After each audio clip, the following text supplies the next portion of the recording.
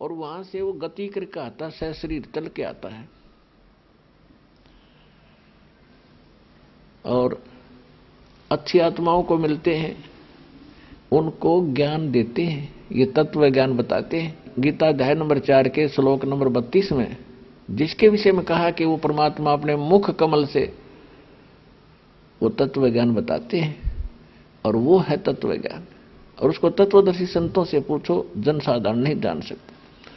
तो वो ज्ञान आकर स्वयं बताते हैं, तो फिर उनको सचखंड लेकर जाते हैं ताकि वो उस लोक को देख लें। तब उनको विश्वास दृढ़ होगा कि कबीर इज गॉड, और जो सुख स्थान वहां सतलोक में है।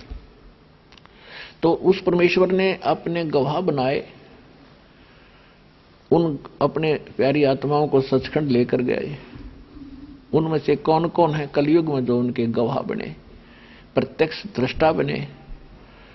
आदरणीय धर्मदास साहिब जी, आदरणीय मुल्कदास साहिब जी, आदरणीय दादू साहिब जी, आदरणीय नानक साहिब जी, आदरणीय गरीबदास साहिब जी, गांव छुड़ानी, जिला झज्जर, हरियाणा वाले, आदरणीय गीसा दास साहिब जी, गांव खेखड़ा, जिला बागपत, उत्तर प्रदेश वाले, और आदरणीय स्वामी रामानंद जी,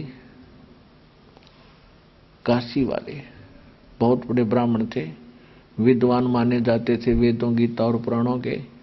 जो परमात्मा के संपर्क में आए, जो भगवान को देखा ऊपर, फिर वापस छोड़ा उनको, तब उनकी आंखें खुली कि सचमुच हम गलत रास्ते जा रहे थे। तो इन्हीं महापुरुषों में से एक आदरणीय गरीबदास साहिब जी, गांव छुड़ानी, जिला झज्जर वाले जो हुए हैं, उनको परमात्मा उनको भी लेकर गए ऐसे ही, और उनको वो ज्ञान कंप्लीट दिया अपने वचनानुसार। 600 वर्ष पहले परमात्मा ने कबीर वाणी नाम का एक चैप्टर है कबीर सागर में, वो लिखा है। उसमें लिख दिया था कि जो बर्मा पंथ होगा मेरे नाम से चलेगा, जो चलाने वाला जो होगा वो तो हमारा भक्त सही होगा, लेकिन आगे चलकर उसमें उस ज्ञान को समझने वाला कोई रहेगा नहीं। जिस कारण से वो कबीर पंथ होते हुए भी काल के ही उसमें जाल में रहेंगे, वही मंत्र, वही ज्ञान, वही परंपरा चलेगी। तो गरीबदास साहिब जी को परमात्मा सन 1727 में, गरीबदास साहिब जी का जन्म सन 1717 में हुआ, संवत 1774, और 10 वर्ष की उम्र जब उनकी होगी थी आयु, तब परमात्मा सतलोक से आकर मिले थे। जो उनका विधान है, वेद भी बताते हैं कि अपने निज स्थान से चलकर आते हैं और अच्छी आत्माओं को मिलते हैं, उनको अपने से परिचित कराते हैं, उनको तत्व ज्ञान बताते हैं। तो गरीबदास साहिब जी को संवत 1784 में मिले, 1774 में उनका जन्म हुआ, 10 वर्ष की आयु, यानी सन 1727 में। गरीबदास जी की जानकारी देना इसलिए अनिवार्य है क्योंकि इस अध्यात्म मार्ग में हमारा ये मुख्य पात्र है। क्योंकि परमात्मा इनको लेकर गए थे, लेकर तो उन सभी महापुरुषों को गए थे, दूसरे थे। जैसे धर्मदास जी को तो साथ रहकर लिखवाया था, अपना सारा ज्ञान उन्होंने लिखा था, लेकिन लंबा समय हो जाने के बाद और कबीर पंथ में काल के नकली संत घुस जाने के कारण उसमें काफी परिवर्तन कर दिया इन्होंने। उसकी पूर्ति के लिए उन्होंने गरीबदास जी को चुना। आज से 250 वर्ष पहले लगभग उस महापुरुष को परमात्मा स्वयं आकर के सचखंड लेकर गए। गरीबदास जी गांव करौथा के रहने वाले थे, जिला रोहतक, हरियाणा में, और उनके नानके थे छुड़ानी में, गांव छुड़ानी में। और गरीबदास जी का कोई मामा नहीं थे, इसलिए उनके माता और पिता वहां उनके नाना के यहाँ रहा करते थे, यानी उनके पिताजी अपने ससुर के घर जमाई रहा करते थे, और वहां इनका जन्म हुआ था, जिस कारण से इनको गांव छुड़ानी का ही वासी माना जाता है। मूल गांव इनका करौथा था, जहां अपना एक आश्रम है जिस पर नकली लोगों ने लफड़ा डाल रखा है। तो ये तो कमीने व्यक्ति ऐसा ही कर्म करते रहेंगे। परमात्मा हमारे साथ है, हमारा डूंडा उठ रहा है, चारों तरफ से चौमुखी प्रचार हो रहा है, चलती है बात तो याद आ जाता है। तो क्या है, तो वहां के वो रहने वाले थे, वो वहां रहा करते थे। छुड़ानी में उनका जन्म हुआ था। जब उनके नाना जी के पास बहुत जमीन थी, जाट जाति में जन्म था उनका, गरीबदास जी का, उनके लगभग 1400 एकड़ जमीन थी और अपनी गौ, पहले ऐसे ही भेड़ बकरी गाय भैंस पाल कर सभी अपना निर्वाह किया करते थे अपने पूर्वज। तो उसमें उनके अपनी गाय बहुत थी, अपनी तरह उन खेतों में फसल बहुत कम होती थी क्योंकि वर्षा होगी तो फसल हो जाया करती थी। तो उसमें चरागाह बना रखे थे, उसमें गौवें चराने के लिए गरीबदास जी भी स्वयं जाते थे, उनके अन्य नौकर पाली भी जाते थे और अन्य गांवों के दूसरे व्यक्ति भी अपने पशुओं को उन्हीं के खेतों में चराया करते थे। संवत 1784 यानी सन 1727 में फाल्गुन सुदी द्वादशी, फाल्गुन उतरते की चांदनी द्वादशी को, द्वास को दिन के 10 बजे जब ये सभी पाली गवाले एक जंडी के पेड़ के नीचे बैठे थे, पशु चर रहे थे, कुछ बैठे थे, ये खाना खा रहे थे और वो जांडी का पेड़ एक मेन रास्ते के ऊपर था जो गांव कबलाना है, छुडानी की सीमा और कबलाना गांव की सीमा लगती। कबलाना गांव से छुडानी की तरफ एक पैदल रास्ता जाता था, उसके ऊपर थी और परमात्मा वहां से 100 फुट दूरी पर सतलोक से आकर वहां प्रकट हुए, एक यात्री की तरह चलते हुए उस रास्ते से छुडानी की ओर जा रहे थे। सभी पालियों ने संत रूप में परमात्मा को देखकर जिंदा महात्मा के रूप में भगवान थे। जिंदा महात्मा कैसे होते हैं? विशेषकर मुसलमानों में होते हैं, इनको फक्कड़ फकीर कहते हैं। एक ओवरकोट पहनते हैं, काला सा चोगा, और एक अच्छा दाढ़ी बड़ी हुई, केस भी बड़े हुए। तो इस वेशभूषा में साधु ही लगा करते हैं, साधु मानते हैं। तो संत भक्तों ने देखा कि महात्मा आ रहे हैं, उन्होंने सबने राम राम करी। परमात्मा ने उनको उत्तर दिया राम राम भाई, कि महाराज जी आ जाओ, भोजन कर लो। परमात्मा गए उस उद्देश्य से थे, उन्होंने कहा भाई भोजन तो मैं करके आया हूं, भोजन तो मैं करके आया हूं अपने गांव से। बच्चों ने पूछा कि पाली कुछ छोटे थे, कुछ बड़े भी थे, 40 वर्ष के, 50 वर्ष के, कोई 20 वर्ष के, और वो सबसे छोटे थे गरीबदास जी 10 वर्ष के। तो सभी ने कहा कि आपका गांव कौन सा है बाबा जी, बैठ तो जाओ, आ जाओ। उन्हें कपड़ा सा बिछा दिया, महाराज जी बैठ गए। परमात्मा ने बताया हमारा गांव सतलोक है। अब बच्चों ने सोचा ले होगा कोई गांव, पालियों ने सोचा कोई होगा गांव। तो महाराज जी रोटी नहीं, खाना नहीं खाते हो तो दूध तो पीना पड़ेगा, हम महात्मा को और अतिथि को बगैर कुछ खिलाए पिलाए जाने नहीं देते। परमात्मा ने कहा भी ठीक है, खिलाना चाहते हो ना, तो कुंवारी गाय का दूध पीता हूं।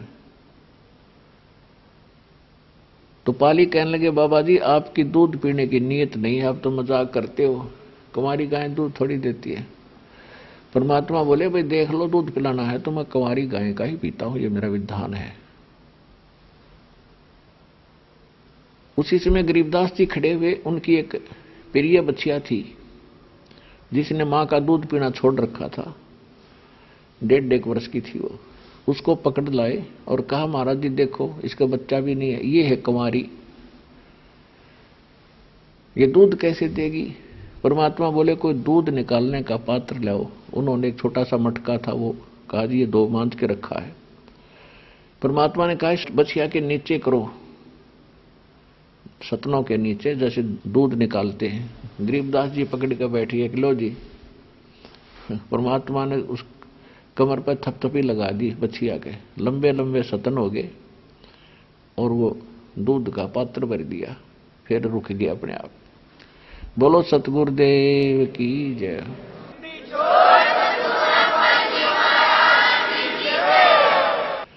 अब सभी देखने वाले वहां बैठे थे, आश्चर्य में पड़ गए कि बाबा जी तो करामाती है, कति बहुत शक्ति इसके अंदर, तो जादू तंत्र जानता बाबा जी।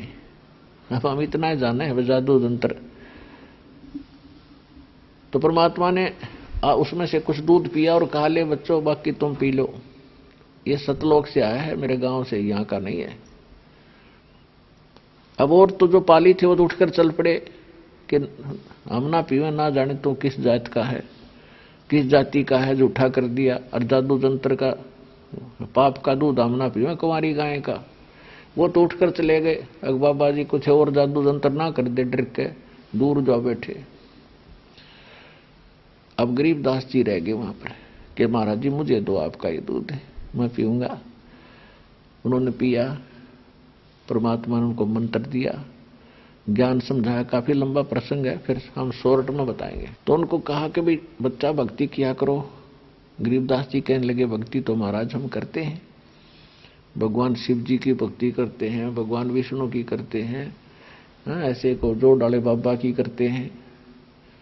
परमात्मा बोले ये भक्ति नहीं है, इन तीनों देवताओं की जो भक्ति करते हैं उनका मोक्ष नहीं होता। तो गरीबदास जी को तो आए थे परमात्मा समझाने के लिए, अपना गवाह बनाने के लिए। उनकी ऐसी दृढ़ बुद्धि की दाता, उन्होंने कहा कि दाता फिर और कौन भगवान है कि एक और परमात्मा है और वो अविनाशी भगवान है, उसका लोक भी वहां बहुत दूर है, मैं वहीं से आया हूं। और वहां तुम रहा करते थे बच्चा, वहां किसी चीज का अभाव नहीं। यहां तो वर्षा ना होती है तो बुरा हाल हो जाता है, भूकंप आ जाता है तो बुरा हाल हो जाता है, वर्षा ज्यादा हो जाती है तो फ्लड हो जाता है। तो ये लोक अच्छा नहीं है, या फिर मृत्यु भी होती है।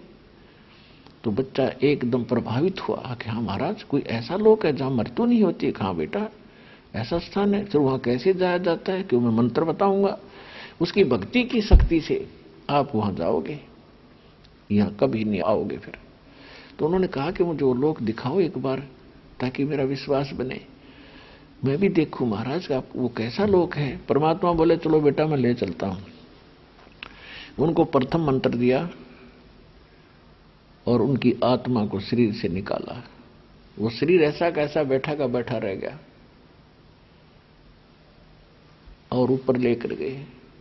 रास्ते में ब्रह्मा जी, विष्णु जी, शिव जी, गणेश जी और दुर्गा जी, इन सब के लोग दिखाए और वहां के नकली स्वर्ग दिखाए कि ये स्वर्ग है बेटा, इनसे मिलकर देख ले एक बार। वहां जाने के बाद एक समस्या और होती है कि 1, 2, 3 वर्ष पहले उनको पता लग जाता देवताओं को कि तुम्हारी मृत्यु होगी, तुम्हारा इतना समय शेष रहता। वो उंगलियां बगन के काटे उन 3 वर्ष ने। आज आपको कोई बता दे आपकी 10 दिन में मृत्यु होगी, आई बाई भूल जाओ सारी। और उनको ये दुख पहले दे दिया जाता है कि 3 वर्ष के बाद तो यहां नहीं रहेगा। उससे पहले तो उनको नहीं बताया जाता, अलर्ट कर दिया जाता है कि अपना खर्चा कम कर ले चाहे ज्यादा कर ले, तेरी इतनी पूंजी रहेगी। तो कहने का भाव यही, ये सारी स्थिति दिखाई कि बेटा यहां पर सारा हाहाकार मच रहा है।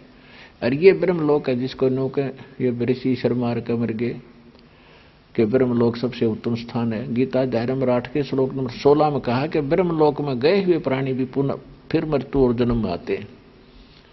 तो यहां चलो चलो नहीं मिट सकती। फिर लेकर गए धर्मराज के पास ले गए, जो यहाँ का लेखा जोखा करता है, सबका अकाउंट रखता है, ब्रह्मा विष्णु महेश का भी अकाउंट उसके पास है, सब जीवों का उसके पास हिसाब किताब है, कितने किसके पुण्य है, कितने किसके पाप हैं, कितनी किसकी आयु शेष है, कितनी उसने भोग ली। तो उस धर्मराज के दरबार में ब्रह्मा विष्णु महेश को भी स्थान नहीं है। वो जब जाते हैं तो धर्मराज उनके लिए कुर्सी नहीं छोड़ता।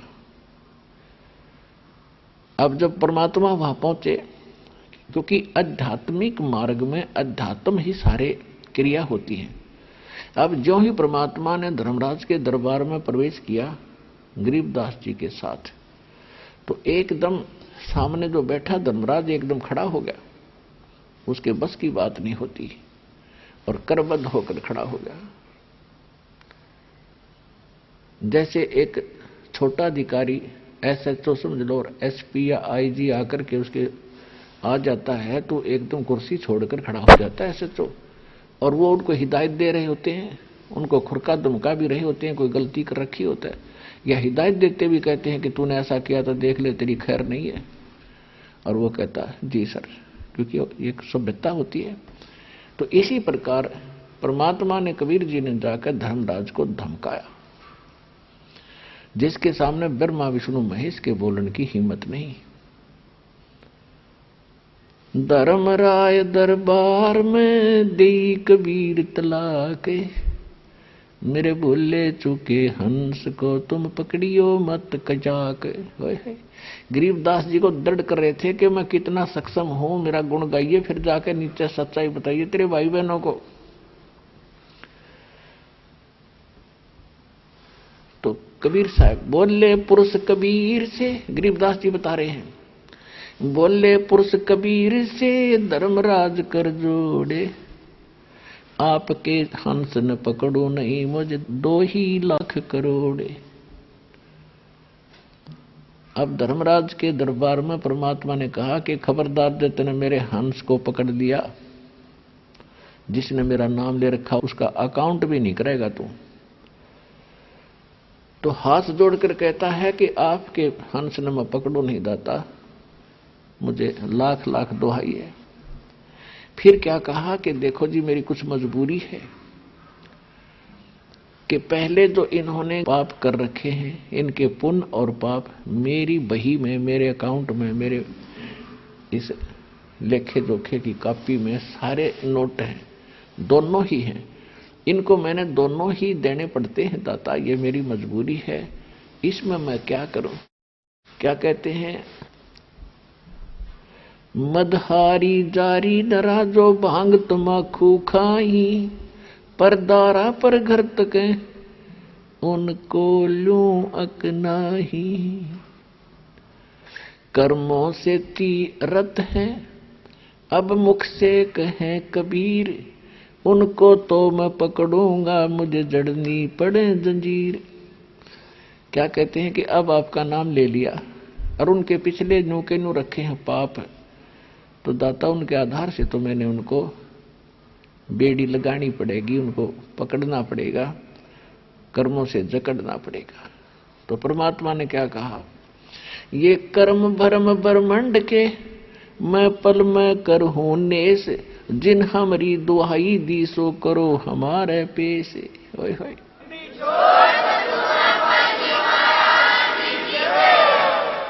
कि ये तेरे यहाँ के जो कर्म और भ्रम तुमने जीवों के ऊपर जकड़ रखे हैं, इनका मैं क्रॉस कर दूंगा, इन पर कांटा लगा दूंगा। और जिसने ये कह दिया तुम गलती से ले भी आए तुम्हारे दूत, और उसने ये कह दिया कि मैं भगवान कबीर साहब का बच्चा हूं, मैंने उनका दीक्षा ले रखी है, जैसे जैसे उनके जो उन्होंने इस समय के लिए तो सारा कुछ ये करके गए थे जुगाड़ सारा ही, तो उसको आप नहीं पकड़ोगे, मेरे पास लाना और साथ में उसकी बई ले आना।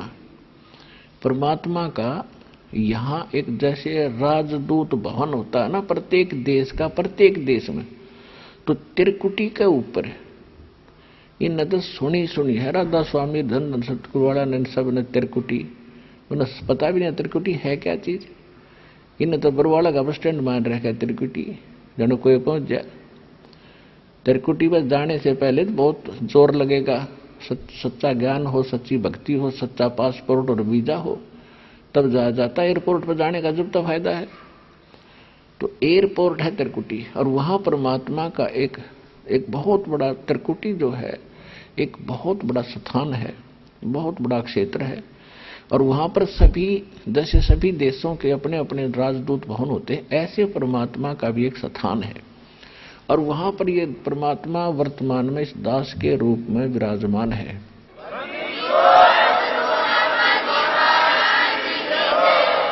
तो वहां जाकर के परमात्मा ने कहा कि जिसने ये कह दिया कि मैं तो कबीर साहब का बच्चा हूं, उनका नाम ले रखा है, तो उनको मेरे पास ले आना, मेरे वहां जहां मैं रहता हूं त्रिकुटी पे, वहीं धर्मराज का दरबार है। एक लेफ्ट साइड में एक अंदर जाती है गैलरी सी, उसमें जाके इनके सब के अकाउंट होता है। तो इसने कहा कि तू मेरे पास उस जीव ने भी भेज दिए और तेरी अब बई भी ले आना, उसको क्रॉस कर दूंगा, तेरे सारे इसके बैड अकाउंट को।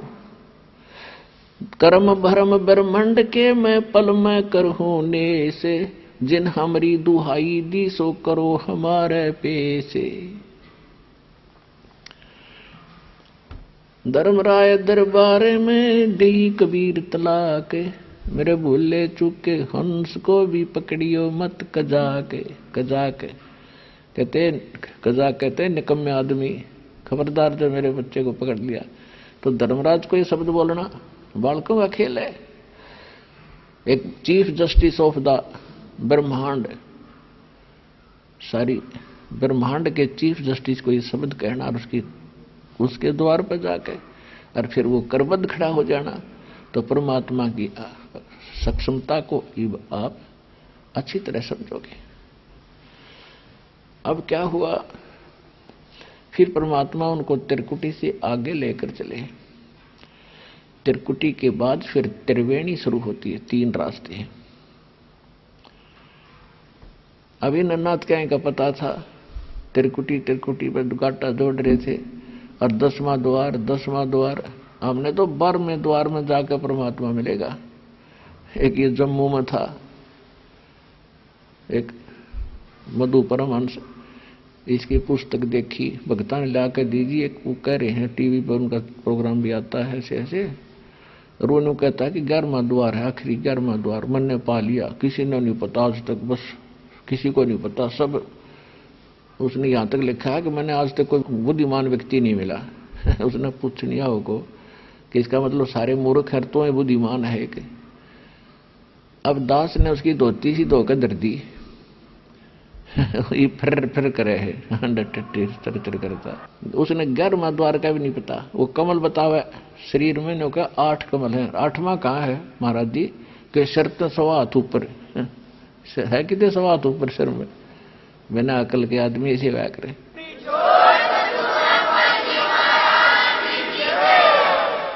और जबकि कबीर सागर में लिखा है कि 9वें कमल में पूर्ण ब्रह्म खंडा, 9वें कमल में परमात्मा है और 12वां द्वार पार करके परमात्मा के लोक में पहुंचा जाता है। 10वां द्वार तो इस 21 ब्रह्मांड में ही रह लेता है। 11वां द्वार जो है 21 ब्रह्मांड को पार करके जब हम 7 संग ब्रह्मांड इसके चारों तरफ और हैं, उस अक्षर पुरुष के उसमें जब प्रवेश करते हैं वो 11वां द्वार है।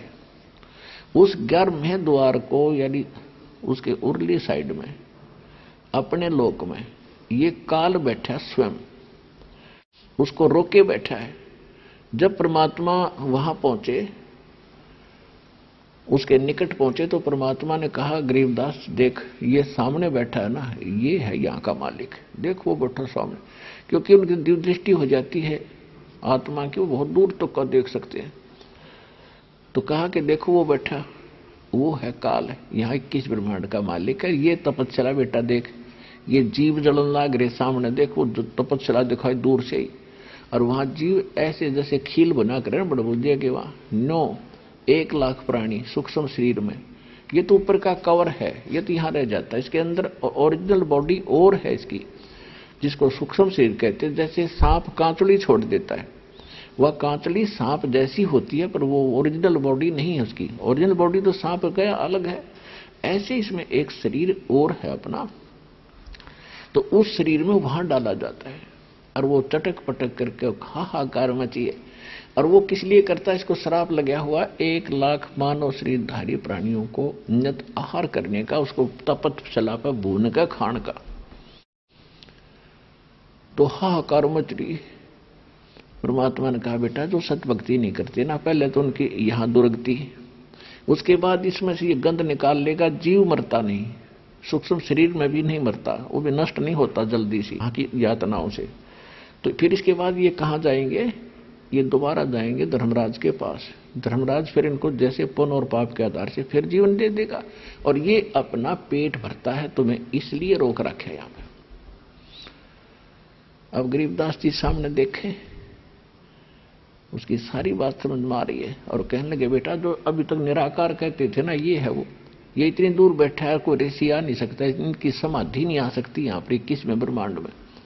तो इसलिए इन्होंने खोज खोज के थक गए इन्होंने लास्ट में अपना अनुभव बता दिया, गॉड इज फॉर्मलेस, परमात्मा निराकार है। कबीर साहब कहते हैं खोज खोज था किया, अंत कहा बेचून, खोज खोज के थक्के मिला नहीं तो निराकार बता दिया। और वेद के साकार है, सशरीर है, नर आकार है, उसका नाम कबीर है। और पुराण बताती है, कुरान बताती है कि वो सशरीर है, उसका नाम कबीर है और तख्त पर बैठा है। तो जब कबीर साहब उसके निकट गए, कबीर साहब और गरीबदास जी काल के निकट गए तो 11वें द्वार के उरली साइड में बैठा है। परमात्मा ने कहा बेटा मेरे पास एक ऐसा मंत्र है, सतनाम जिसको कहते हैं, और सार नाम। अब मैं इसका उच्चारण करूंगा, देखिए इसका अपने आप सिर नीचे हो जाएगा। गरीबदास जी ने कबीर साहब को देखा, वो तो लीला कर रहे थे हमें बताने के लिए कि आपने इस मंत्र का इतना अभ्यास करना है, और जब ये आपत्ति आवे या ऐसा कोई दानव राक्षस आपको स्वप्न में भी दिखे तो मंत्र को याद कीजिए और वो तुरंत भाग जाएगा, निकट रुक नहीं सकता इसके सामने। तो परमात्मा ने जैसे सिमरण करके दिखाया और सामने क्या देखा कि काल का सिर झुक गया अपने आप, और वो सुराख जो जिसमें से जाना था रास्ता आधे से ज्यादा खाली हो गया। कति नो आंकड़ा बैठा था, फिर नो कति धरती में गड़ गया उसका सिर।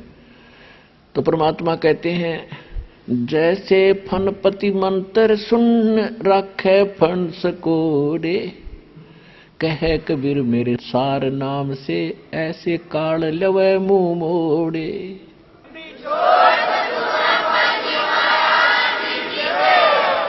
जैसे फनपति, फनपति माने सर्प, और गार्डू एक मंत्र बोल देता है, उसने फन ऐसे कर रखा हो तो उसी को तभी सीधा करके और नीचे को हो जाता है, उस फन को इकट्ठा सकोड़ लेता है, इकट्ठा कर लेता है, विवश होकर के जमीन पर लेट जाता है, ऐसा है बनकर। तो कहते जैसे फनपति मंत्र सुन रखे फन सकोड़, ऐसे बीरा मेरे सतनाम और सार नाम से यू काल लवे मुंह मोड़े। तो परमात्मा कहने लगे आजा बेटा, उसके सिर पर पैर रख के गरीबदास जी और कबीर साहब दोनों उस 11वें द्वार में प्रवेश किया। उनके अंदर जाते फिर हट गया, कदे और ना आ जा, कोई निकल जाए यहां से। उन्हें रोक रखा है किस ब्रह्मांड को, एक मात्र वही सुराख है यहां से जाने का। तो वहां अंदर जाके देखा 7 संग ब्रह्मांड का क्षेत्र आता है अक्षर पुरुष का। तो फिर परमात्मा गए अक्षर पुरुष के उस लोक में जहां उसका न्यायाधीश था, उससे भी ऐसे बातें, क्योंकि वहां यहां के जीवों का वहां कोई अकाउंट नहीं, वहां केवल उसके वहां से पार करने का एक टैक्स समझ लो, टोल टैक्स है। जो सतनाम के अंदर दूसरा मंत्र है, वो मंत्र तो ब्रह्म का है, इसको तो यहीं छोड़ देंगे, इसकी कमाई इसको दे देंगे, ये हमें जाने तब देगा। और दूसरा मंत्र सतनाम में जो दूसरा अक्षर है वो है उस अक्षर पुरुष की को देंगे उसकी कमाई, उसका वो टोल टैक्स है। तो वहां से फिर परमात्मा 12वें द्वार में पहुंचे, जो 7 शंख ब्रह्मांड पार करके सतलोक में प्रवेश होता है, वो 12वां द्वार है। असंग जन्म तन मर्त्या होगे जीवित क्यों न मरे रे, 12 दर महल मठ बोरे बहुर न दे धरे रे। गरीबदास जी ने फिर आके बताया कि असंग जन्म तन मर्त्या होगे जीवित क्यों न मरे रे, और 12 द्वार पार करके वहां है वो यथार्थ ठिकाना, 12 दर मद महल मठ बोरे बहुर ना दे धरे रे। वहां जाने के बाद फिर या चलो चलो मिटेगी। अब जैसे परमात्मा यहां थे एक जिंदा महात्मा के रूप में, साधु के रूप में थे यहां से तो, और वहां जाकर गरीबदास जी को साथ लेकर के वहां पहुंचे जो असंग ब्रह्मांड का मालिक परम अक्षर ब्रह्म, परम अक्षर पुरुष सिंहासन पर बैठा है, तख्त पर बैठा है।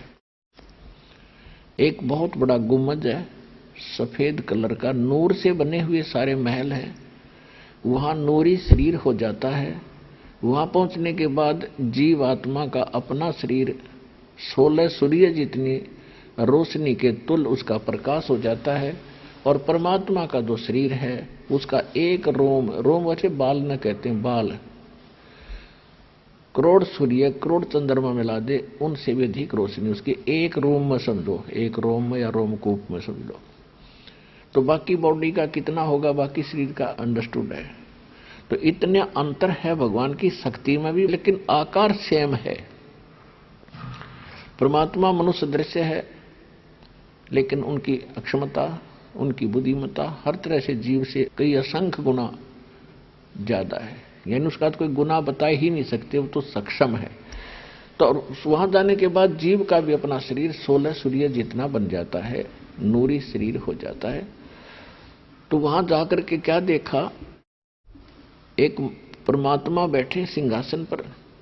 गरीबदास जी ने देखा कि भगवान तो ये है जो सामने बैठे, ये है वो अमर भगवान जो कभी नहीं मरता। ये स्थान बहुत अच्छा है, हरे चारों तरफ फलदार वृक्ष हैं, फलदार सारे जो है ना, काजू किस्मत सेब संतरों ये सभी लगे हुए हैं, और परमात्मा वहां बैठे हैं।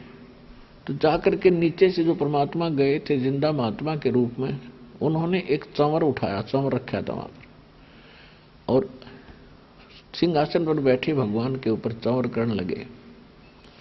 गरीबदास जी देख रहे कि सचमुच ये है भाई भगवान थे, ये है ओरिजिनल परमात्मा। बाबा जी इनका कोई नौकर नाकर है जो नीचे से आया है, उसने ये सोचा है सर्वेंट है, इनका सेवक है।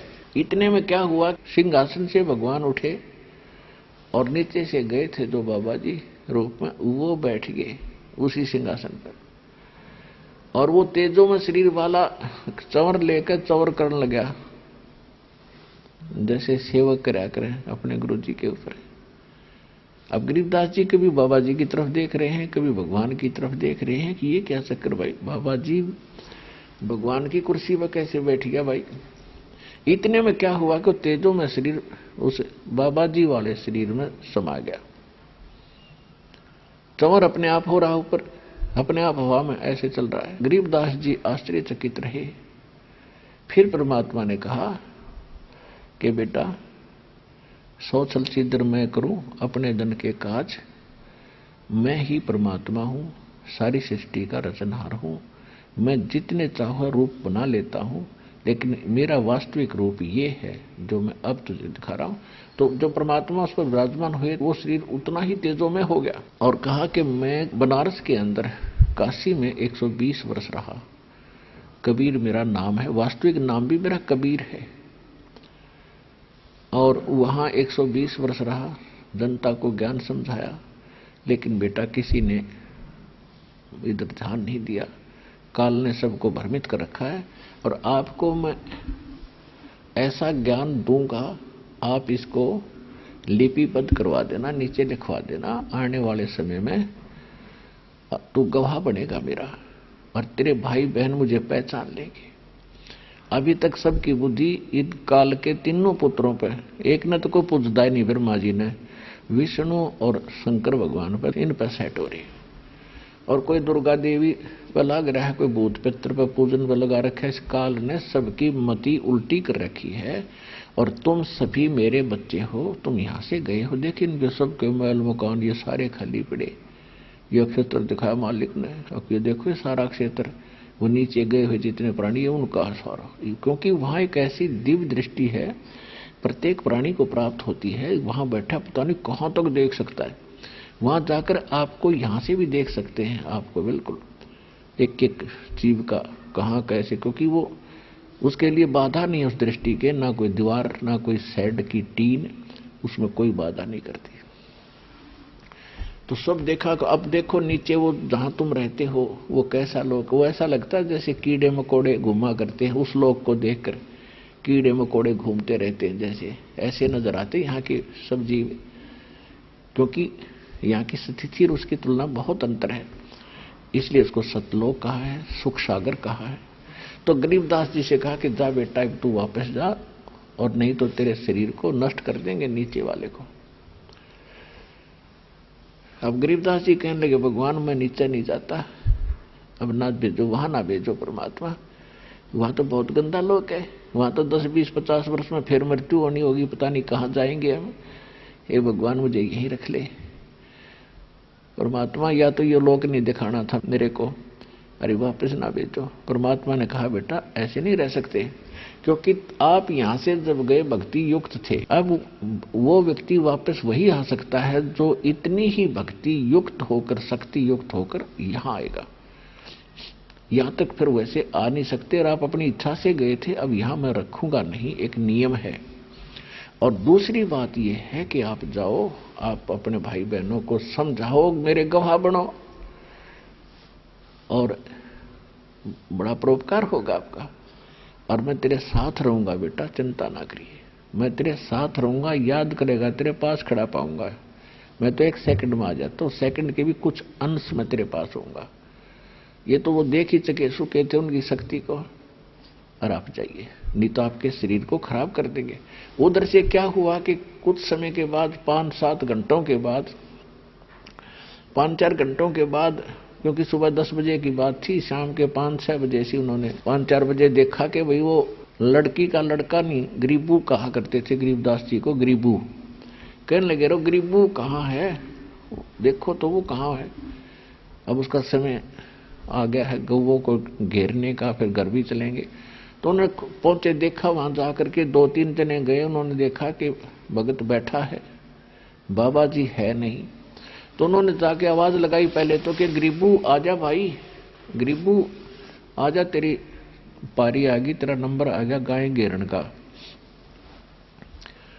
अब वहां वो थे ही नहीं, वो तो जा रहे सतलोक में सैर सपट्टे को। वो आवाज लगाते लगाते निकट पहुंच गए और पकड़ के कहने लगे, भगत जी खड़ा हो, कहां आसन लगाए बैठा है, समाधि लगाए बैठा है।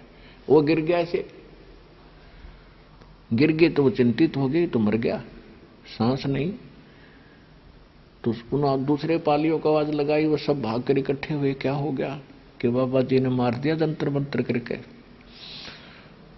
ये तो मर गया भाई। तो गांव की तरफ भाग लिए 2-3 जने, गांव में आकर बताया तो माता पिता का इकलौता पुत्र था, सुनते ही दोनों बेहोश हो गए कि 10-12 वर्ष विवाह के बाद तो प्राप्त हुआ था, और 10 वर्ष का होकर उसकी मृत्यु होगी। अब घर के रहे ना घाट के। दोनों माता पिता भी अचेत हो गए। गांव के लोग इकट्ठे होकर के उस बच्चे को लेने के लिए चले, वापस लाए, चिता पर रख दिया फूकने के लिए, अंतिम संस्कार करने के लिए, जलाने के लिए। उधर से परमात्मा ने वो आत्मा को वापस भेज दिया, बेटा जा, ना तेरे शरीर का नाश करेंगे। ज्यों ही गरीबदास जी वापस आए, चिता के ऊपर उनकी चेतना आ गई दोबारा, और अपने आप जो बंधन बांध रखे थे ना, उस पर ले जाते हैं डाल के अर्थी के ऊपर,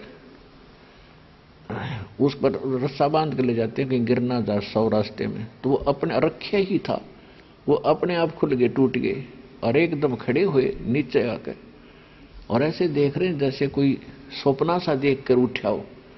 यदि स्वप्न देखा होता तो बात आई गई हो जाती है। अब सामने देखा, हाहाकार माचरी, रौन लाग रहे, गांव के नगर के लोग, चिता पर रखा हुआ है। तो गरीबदास जी का पक्का हो गया, सपना नहीं, सचमुच सच्ची था। तो उसी दिन से ये वाणी जो परमात्मा ने उनके अंदर फीड कर दी थी, उसी दिन से इस वाणी को वो बोलने लगे। और पुण्यात्माओं, परमात्मा ने कबीर सागर में बताया है कि 12वां पंथ जो आवेगा, संवत 1774 हुई, ता दिन प्रेम प्रगटे जग सोई। वो 12वां पंथ गरीबदास जी का पंथ होगा। 600 वर्ष पहले भगवान लिखवा के गए थे, और धर्मदास जी ने लिखा है कबीर सागर में, आज प्रमाण है। अब समझ में आओगी आपको बात। तो परमात्मा ने बोल रखा है, धर्मदास जी ने लिखा हुआ है कि 12वें पंथ प्रगट हो वाणी, मेरी महिमा की वाणी 12वें पंथ गरीबदास जी द्वारा चलाया जाएगा। उस गरीबदास जी के द्वारा संवत 1774 में वो पैदा होगा। तब मेरी वाणी दोबारा प्रगट होगी यथार्थ ज्ञान की, मैं कौन हूं और कैसा हूं, उसके द्वारा दोबारा लिखवाऊंगा, बुलवाऊंगा। क्योंकि बीच में तब तक बहुत अड़ंगा कर देंगे ये काल के दूत नकली कबीरपंथी। और ऐसा ही हो गया था। इन किसी के पास भी यथार्थ ज्ञान नहीं, कबीरपंथी को आवे, और उन्हें कख भी पता नहीं, कह का पता नहीं। और आम आदमी का ये विश्वास नहीं होता, क्योंकि शुरू शुरू में हमारे भक्तां का भी एक दो ऐसी वहम पैदा हो गया था कि कबीर साहब तो भगवान है ही हैं, इसमें तो कोई शंका ही नहीं। ज्ञान से पता लग गया। फिर उनका ये भ्रम हो गया कि यदि कबीर भगवान है तो कबीर पंथ तो 600 साल से चल रहा है, तो उसमें तो बड़े महात्मा, बड़े जो है ना बिड्डू पावेंगे, बड़े अच्छे संत होंगे, पुराने पुराने संत होंगे, उन तो और ज्यादा ज्ञान होगा इस रामपाल से, क्योंकि तो यही था, इसने तो अभी ज्ञान गुण सीखा होगा। और कबीर परमात्मा सिद्ध तो करे दिया दास ने, यह और बीमारी पैदा करे काल, क्योंकि काल का तो काम है इसका नाश करूं भक्ति का। अब जैसे रामानंद जी तो 104 वर्ष के थे और कबीर साहब 5 वर्ष के थे। उस 5 वर्ष के बालक ने 104 साल के ब्राह्मण विद्वान के छक्के छुड़ा दिए ज्ञान में, और उसने खुद भी मान लिया यू भगवान है। लेकिन अन्य ब्राह्मण ना माने, तो ये कोई बात है? कहते हैं बुढ़ापे में दिमाग खराब हो गया रामानंद का, तो ये 5 साल का बालक के जाने वेदों और गीता के बारे में वो वर्ष 5 की तुम न दिखा था, वो तो आदि अनादि है, उसकी कोई आयु नहीं है, उसका कोई जन्म नहीं है, वो तो लीला करते हैं। तो इसी प्रकार इनका भ्रम हो जाता है कि पुराने आश्रम और पुराने संत होंगे, वहां तक बड़े ज्ञान होगा।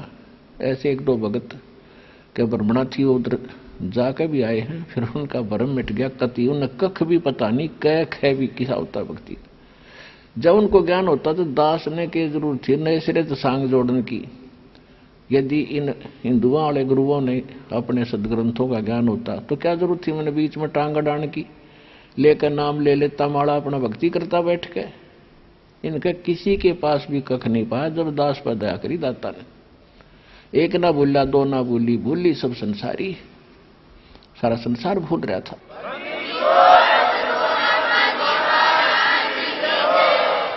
तो उसके बाद क्या होता है, अब वो ये वाणी बोलने लगे, अनंत कोट ब्रह्मांड का एक रति निभारे, सतगुरु पुरुष कबीर हैं ये कुल के सृजनहारे। अलल पंख अनुरागे है सुन मंडल रथीरे, दास गरीब उधार दिया मोए सतगुरु मिले कबीर। अजब नगर में ले गया हमको सतगुरु आने, जल के बिंब अगाध गति हम सूते चादर ताने।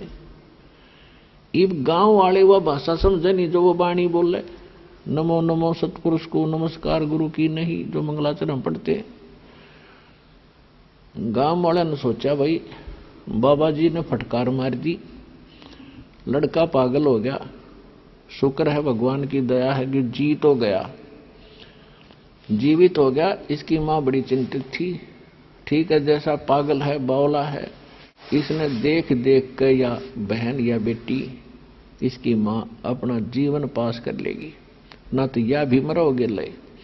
तो ये संतोष किया उन भोड़ी जनता ने कि पागल तो हो गया और ये चलो जीवित हो गया, जैसा भी अपना टाइम पास हो जाएगा। ऐसे 3 वर्ष के बाद जब 13 वर्ष के गरीबदास जी हो गए, यही बाणी बोलने को बात करो उससे भी यही बोलने, जैसे आगे गए ना बावड़े रहते भी सब जहां, बिन साहिब की बंदगी कहीं ठोर ठिकाना ना। सब ने बोला, जिस दो सामने बात करे उसने यह बाणी बोले, वो नहीं पागल है सारा दिन ये कहता रहता, चलो चलो। और वो बतावा साची कि यहाँ कोई ठिकाना नहीं है, तुम गंदे लोक में रह रहे हो। एक और स्थान है जहां मैं देख कर आया हूं।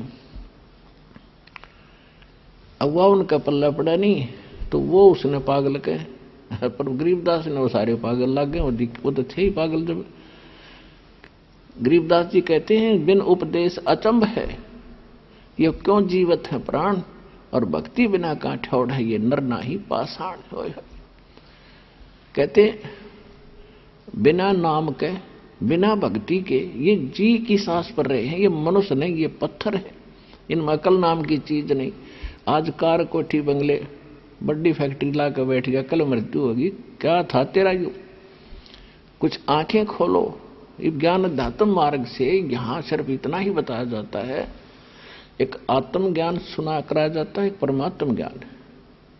आत्मज्ञान तो ये होता है तू कौन है, कहां से आया है और तेरा कर्म क्या है।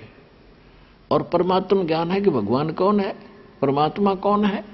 अभी तक हमें ना आत्मज्ञान था कि हम कौन है, कहां से आए हैं, बस इतना बता देते हैं। जीव अमर है, मनुष्य कर्म अनुसार जन्मता मरता रहता है, भक्ति करने से स्वर्ग चला जाता है, कर्म अनुसार नरक चला जाता है। ये कोई आत्मज्ञान था। आत्म ना परमात्म कोई ज्ञान नहीं था आज तक हमारे को।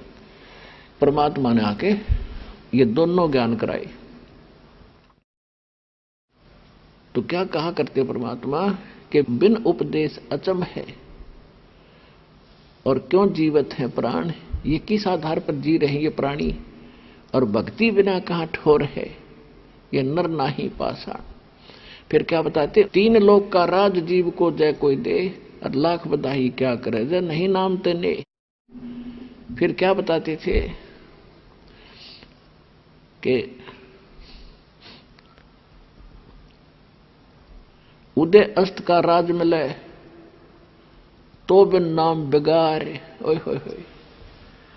अब क्या बताते हैं परमात्मा, अगम निगम को खोज ले बुद्धि विवेक विचार, उदय अस्त का राज मिले भाई तो बिन नाम बिगार। ओए होए। ये इतने गुण रहस्य की वाणी बताइए, जीव के समझ मान की थी। दया करी दाता के ऊपर परमात्मा परमेश्वर ने ये सूक्ष्म वेद के रहस्य को जाना। क्या बताना चाहते हैं परमात्मा कि कुछ थोड़ा सा विचार कर कि यदि जीव को पूरी पृथ्वी का शासक राजा भी बना दे, तो अगर भक्ति नहीं कर रहा, देखो भक्ति चाहे राजा करो चाहे रंग करो, राजा मर्यादा में रहे, भगवान से डर के चले।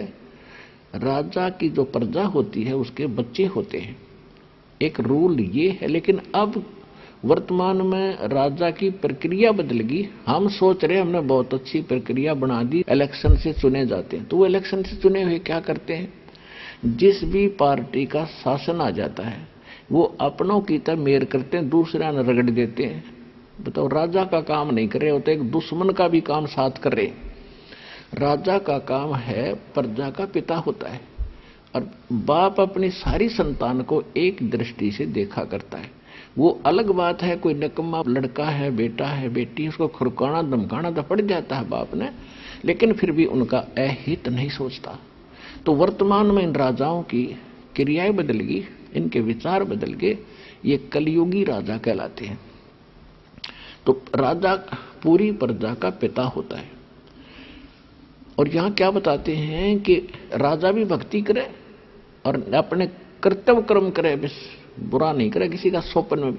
पिछला उदाहरण देख लो, श्री रामचंद्र जी दशरथ के पुत्र, दो विष्णु अवतार थे, अयोध्या के राजा थे, और उसको कहीं कोई दिक्कत होती है क्षेत्र में, मंत्री महामंत्री या कोई उसके गुप्तचर आकर बताते थे कि ऐसे ऐसे उस क्षेत्र में उस व्यक्ति ने ऐसी गलती की है, तो वो उन पर विश्वास नहीं करते थे। स्वयं वेश बदलकर किसी भी रूप में जाकर वहां लोगों की चर्चा सुनते थे, और वहां तक भी पहुंचते थे, उनसे भी बातें करते थे, भाई क्या हुआ, कैसे हुआ। जब कति निर्णय पता लग जाता, अपनी आंखों कानों सुन लेते, तब निर्णय लिया करते थे। वर्तमान में कोई कहे जो उसकी पार्टी वाला फलाने ने ऐसे कर दिया जी, अपने ये हो जाएगा, रगड़ दो उसको, तो ये अपने कर्म बिगाड़ रहे हैं, कालनातीत बिगड़वाने हैं, इसी के बच्चे हैं। राजा भी उसी का बच्चा, प्रजा भी उसी के बच्चे। लेकिन राजा का कर्तव्य नेक हो। तो यहां क्या बता रहे हैं कि जो राजा भक्ति नहीं करता, फिर आम जीव की तो कहने की जरूरत है, कहना जो भक्ति नहीं करता उसकी तो होगी दुर्गति। क्या, क्योंकि हम राजा को बहुत सक्षम मानते हैं, तो उस राजा की ही क्या हालत होगी। क्या बताते हैं कि अगम निगम को खोज ले बुद्धि विवेक विचार, उदय अस्त का राज मिले तो बिन नाम बिगार। अब बिगार की डेफिनेशन बताएंगे, आपको नहीं पता होगा। यहाँ हरियाणा की भाषा में तकरीबन ये वाणी बोली गई है, इसको समझाने के लिए गुरु, टीचर, मीडिया की आवश्यकता होती है, ताकि वो सभी को सिंपल करके समझावे इन सदग्रंथों को। ये सूक्ष्म वेद है। बिगार का मतलब होता है जिसमें इनकम कती ना हो, खर्चा खर्चा हो। जैसे पहले पुलिस वालों के पास ये गाड़ी नहीं हुआ करती, जीप जाप नहीं होती थी। ये किसी भी सवारी ढोने वाले व्हीकल ने जीप को या 3 व्हीलर को पकड़ ले जाते थे, उससे अपना रेड लगाते थे। तो ऐसे हमारे गांव से 3 व्हीलर चला करते शुरू में। सड़क बनी 1969-70 की बात है। तो उनमें से एक नहीं आया तो दूसरे ने पूछा कल क्या बात होगी, कल क्यों नहीं आए सवारियां? और भी व्यक्तियों ने पूछा। उसने बताया कल मैं बेगार में फंस गया। बेगार कैसे? पुलिस वाले पकड़ लेगी जाते ही। शाम ने गया और सारी रात और सारा अगली रात को छोड़ा। तेल मैंने अपने पल्ले से डलवाया और सारा दिन पहिया टिक्या नहीं, सारा दिन घूमता रहा। तो कहने का भाव यह है कि जैसे 3 व्हीलर चलता है तो वो नहीं सोचा करे घनी कमाई करेगा आज यू, तो वो चलता दिखा था। और आम आदमी ने सोच रहा होगा कि ये कोई बड़ी कहीं दूर लंबे सफर पर जा रहा, अच्छी कमाई करके लिया होगा। और वो पल्ले से अपने जेब से तेल डलवा रहा था, अपने पल्ले से रोटी खा रहा था और सारा दिन घुमा रहा था, पहिया टेका नहीं। और चवन्नी की इनकम नहीं, इनकम के साथ में खर्च और हो गया। इनकम तो छोड़ो। तो उसने वो बेगार कहा करते कि आज मैंने बेगार ढोई सारा दिन, यानी पल्ला कुछ मिला नहीं, खर्चा घना हुआ और पहिया टिक्या नहीं, सारा दिन भागता रहा पागल की तरह। तो यहां परमात्मा इस शब्द से क्या समझाना चाहते हैं कि अगम निगम को खोज ले और बुद्धि विवेक विचार, उदय अस्त का राज मिले तो बिन नाम बेगार। देखो, पूर्व जन्म के पुण्य संस्कारों से कोई उच्च पद प्राप्त होती है, कितने कोई सेठ बनता है, कोई IAS IPS बनता है, इंजीनियर डॉक्टर बनता है, जज बनता है, या मंत्री मुख्यमंत्री प्रधानमंत्री राष्ट्रपति बनता है। तो ये पिछले पुण्य कर्म से बनता है। जैसे पहले किसी की इन्वर्टर की बैटरी चार्ज है, अब जिसकी अच्छी बड़ी बैटरी है वो तो सारा दिन भी चल पड़े, मनमान 1-2 पंखा रे कूलर चल पड़े, उसने आगे चार्जर नहीं लगा रखा है ना उस बैटरियों के, चार्जर इन्वर्टर के, तो फिर भी चलती दिखेंगी वे, लेकिन वो एकदम खत्म होंगी, फिर एकदम डाउन मार जाएंगी, वो डिस्चार्ज हो जाएंगे। इसी प्रकार ये जो जितने भी राजा को ही लेकर चलते हैं, उसके बाद अन्य की सबकी स्थिति उस समय आ जाती है। जब उसके साथ यह बनेगी तो बाकियों के साथ क्या होगा, अंडरस्टूड है। तो राजा के पूर्व जन्म की बैटरी जब तक चार्ज थी, यानी उसके जो पुण्य थे, उसके जो जेब में पैसे थे, उसको वो खर्च कर रहा था। अरनू देखो वहां मीटिंग कर रहा है, वहां फिर जा रहा है, कल वहां उसके स्वागत में खड़े हैं, सारा दिन और ऐसे सारा जीवन व्यतीत कर दिया, आगे पाछे उसके चहल पहल रहती है। तो वो क्या कर रहा है, वो बेगार कर रहा है, बेगार अपनी पूंजी नाश कर रहा है। चवन्नी का इनकम नहीं, यानी सतभक्ति नहीं उसके पास, और अपने पुण्यों को स्वयं ही बर्बाद कर रहा। खर्चा रोज हो रहा है और इनकम है नहीं, उसको बेगार कहते हैं। चाहे वो कुछ बना रहा, अगले दिन आज राष्ट्रपति प्रधानमंत्री किसी देश का है, मृत्यु के उपरांत वो पशु योनि में गधा बन गया, वो खाक राष्ट्रपति रहा, फिर क्या प्रधानमंत्री बना। तो परमात्मा ये याद दिलाना चाहते हैं, अगम निगम को खोज ले, बुद्धि विवेक विचार, और उदय अस्त का राज मिले तो बिन नाम बेगार। अब ये बातें आपके कलेजे में लगनी चाहिए। ये बात कहने सुन की नहीं, ये कर पाड़न की है। गरीबदास साहिब ने परमात्मा से प्राप्त ज्ञान के आधार से हमें बताया है कि ये बातें केवल हमने कह दी और तुमने सुन ली, एक बहुत बढ़िया बताई, यहीं तक सीमित नहीं रखना। ये कर पाड़न की है।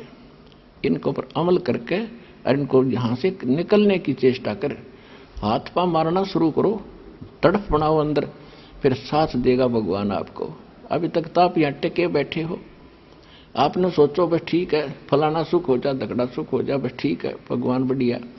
ये तो सुख होंगे ही होंगे क्योंकि आपको भक्ति ऐसी मिल गई। लेकिन ये फिर झूठा सुख बताया, 1 मिनट में मृत्यु हो जाए, सुख न के सिर पर धराएंगे, तो यहाँ कितना धनी हो जाओ। तो ये बातें याद रखने की है। अब ये ज्ञान गरीबदास जी वाणी से बोला करते थे, वो उसका विश्लेषण नहीं करते थे, उनको अधिकार नहीं था, क्योंकि ऐसा विश्लेषण ये कर देते तो ये सारे के सारे इस ज्ञान में घमोड़ रहे होते। अधिकारी वो है नहीं, अधिकारी के बगैर ये मंत्र काम नहीं करे। चाहे बेसिक इस मंत्र ने मुझ दास से लेकर कोई नकली आगे बन के पंथ संत बैठ जाइयो, उससे कोई लाभ नहीं होगा, डुप्लीकेट पासपोर्ट होगा उसका, वो कहीं काम नहीं आएगा। तो कुछ दिनों के बाद क्या हुआ, एक दादू पंथ का एक संत बना हुआ था, गृहस्थी लाला जी था, सेठ, 60-65 साल की उम्र होगी थी, घर त्याग के अपने दादू पंथ का प्रचार किया करता। छुडानी में उसका एक शिष्य भी था। वो ऐसे 2-3 साल के बाद फिर आया, उस शिष्य के घर रुका, और दादू साहब जी कोई परमात्मा आए थे ऐसे ही गरीबदास जी की तरह। 7-8 वर्ष के थे दादू जी, बालका में खेल रहे थे वनी में, और वहां उनको ऐसे ही सचखंड लेकर गए थे। अपने लोटे से एक पान के पत्ते पर रखकर जल पिलाया था, क्योंकि जल परवाना ये पान परवाना होता जो पेय पदार्थ के साथ दिया जाता प्रथम मंत्र में। फिर नहीं, परमात्मा ने दास को बताया वही इस तरह आपको यहां से प्रथम मंत्र के साथ पान परवाना दिया जाता है। मिश्री और वो मंत्रित जल होता है, वो पान परवाना कहलाते हैं। गरीबदास जी को गाय के दूध के साथ दिया था, और दादू साहब जी को उस पान के पत्ते पर रखकर एक जल अपने करमंडल से डाला, तो वो देकर के सचखंड लेकर गए थे। फिर 3 दिन और 3 रात तक बेहोश रहे थे दादू जी। सबने मृत जान लिया था, सारे रिलेटिव इकट्ठे हो गए थे, रिश्तेदार आकर बैठ गए थे, उसकी अंतिम सांस गिने थे, कब मरेगा, कब सांस पूरे होंगे। इतने में वापस भेज दिया था, एकदम उठे दादू जी। अगर दादू जी को वहां वो ना दिखाई देते, सारे इकट्ठे हुए, तो इन्होंने सोचा वो सपना था कोई। जब देखा हाहाकार माचरी, जब जचीक सचमुच, तो तब दादू साहब जी ने कहा था, जिन मुझको निज नाम दिया सोए सतगुर हमार, दादू दूसरा कोई नहीं कबीर सृजनहार। तो ये वाणी दादू साहब जी के मूल ग्रंथ के अंदर है। वर्तमान में उन्होंने उन वाणियों को निकाल दिया, क्योंकि परमात्मा ने गुप्त रखना था। फिर दादू जी की बुद्धि फेर दी, वो और ज्ञान बताते रहे, वो जो बताना था वो लिख दिया था। अब उन्होंने वो वाणी निकाल दी उसमें से, मूल ग्रंथ में वो जो कि तुम आज भी है। वो जो दादूपंथी संत गोपाल दास था, वो इस बात का परिचित था, संतों की वाणी को बहुत अच्छी तरह जानता था और उनको से प्रभावित था। गोपाल दास जो दादूपंथी संत छुडानी में अपने शिष्य के यहाँ आके रुका, तो शिष्य ने गांव का था, उसने कहा कि महाराज जी, संतों की विद्या संत ही काटा करते हैं। हमारे एक लड़की का लड़का है, और उसको एक बाबा जी ने जादू जंतर करके कुंवारी गाय का दूध निकाल दिया, वो बच्चे को पिला दिया, वो पागल हो गया, मर गया था, वो तो मृत्यु को प्राप्त हो गया था। भगवान की दया हुई, जीवित हो गया पर पागल हो गया। सुना है संतों की विद्या संत ही काटा करते हैं, आप दया करो उस पर, जब ठीक हो जावे तो रजा।